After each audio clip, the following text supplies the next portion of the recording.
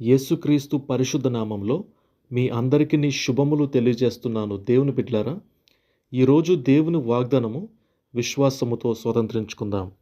అపోస్తలుల కార్యములు 18వ అధ్యాయము 10వ వచనము ధ్యానం చేసుకుందాం.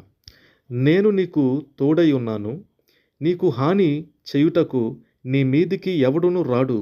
దేవునికి స్తోత్రం. హల్లెలూయా. స్పష్టంగా దేవుని బిడ్డలారా, ప్రభువారు మనతో ఏమని సెలవిస్తూ ఉన్నారంటే, నేను నీకు తోడై ఉన్నాను, నీకు హాని చేయుటకు నీ మీదికి ఎవడును రాడు అని ఆయన సెలవిస్తూ ఉన్నాడు. మనకి ఈ ప్రపంచంలో ఏదో ఒక సమయంలో శోధన, వేదన, కష్టాలు, ఇబ్బందులు ఎదురవుతూ ఉంటాయి కాబట్టి ఆ యొక్క పరిస్థితుల నుండి ఆయన మనలను కాపాడుతానని, రక్షిస్తానని ఆయన మనకు వాగ్దానం చేస్తూ ఉన్నారు. ఎంత గొప్ప దేవుడు చూడండి. యేసు ప్రభు దేవుడు ప్రేమ స్వరూపి అని దేవుని వాక్యం సెలవిస్తుంది. ఆయన నిన్న నేడు నిరంతరము ఏకరీతిగా ఉన్న దేవుడని మనం గమనించాలి. నీకు తోడుగా ఉంటానని వాగ్దానం చేస్తున్నాడు. ఒంటరివాడు కాదు నీవు, ఒంటరి వ్యక్తి కాదు నువ్వు నా ప్రియ సహోదరి సహోదరుడా. నీకు ఆయన తోడుగా ఉన్నాడు. ఆయన ఏ సమయంలో నీకు ఏ విధంగా సహాయపడాలో ఆయన నీకు ఖచ్చితంగా సహాయపడతాడు. అలాగే నీకు హాని చేయుటకు నీ మీదికి ఎవడునూ రాడని ఆయన వాగ్దానం చేస్తున్నాడు. ఒకవేళ మనుషులు నిన్ను హాని చేస్తున్నారేమో, నిన్ను శోధిస్తున్నారేమో, నీకు హాని చేస్తామని నిన్ను బెదిరిస్తున్నారేమో, భయపడొద్దు. ఈరోజే నువ్వు ప్రార్థన చేయి. ప్రభువా నాకు సహాయం చేయి, నాకు ధైర్యము దయచేయని ప్రార్థన చేయి.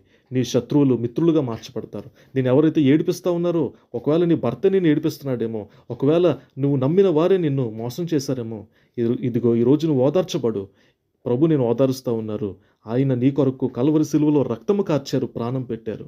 ఆయన నీ ప్రార్థన వింటే ఖచ్చితంగా ఆయన సంతోషిస్తారు.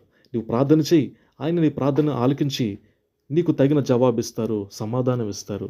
కాబట్టి దేవుని బిడ్డలారా, ఈ యొక్క వాగ్దానాన్ని విశ్వాసముతో పొందుకొనండి. ఈ రోజు నుండి ప్రభువు మీకు తోడుగా ఉంటున్నాడని, ఈ రోజు నుండి ఒకవేళ మీరు ఈ యొక్క విషయాన్ని గుర్తించలేక ఉన్నారేమో, అయితే ప్రభు ఏమని చెప్తా ఉన్నారంటే, నీకు తోడుగా ఉండి నీకు సహాయం చేస్తాను. ఎవరు కూడా నీ ఒంటి మీద చేయి వేయరు, ఏ రాయి కూడా నీకు తగలకుండా నీ పాదములను కాపాడుతానని ఆయన నీకు తోడుగా ఉంటానని వాగ్దానం చేస్తూ ఉన్నాడు.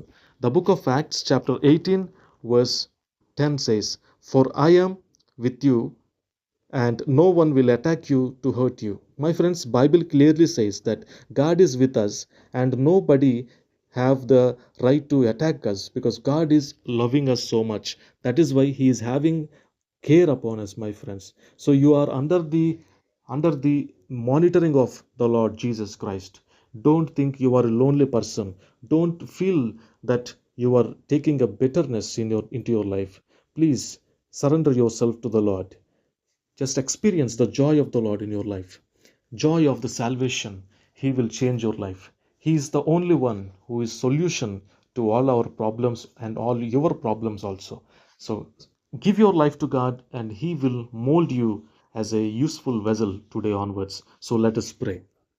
పరిశుద్ధుడ దయగలిగిన తండ్రి, నీకు వేలాది వందనాలు. ఎవరైతే ఈ రోజున వాగ్దానాన్ని స్వతంత్రించుకుంటున్నారో, వారు ఆసక్తితో అపేక్షిస్తున్నారో, వారి జీవితంలో ఈరోజు వాగ్దానాన్ని నెరవేర్చండి. వారికి తోడుగా ఉండండి. ఏ హాని వారి మీదకి రాకుండా కాపాడండి. ఈ రోజంతటా కూడా తోడుగా ఉండండి.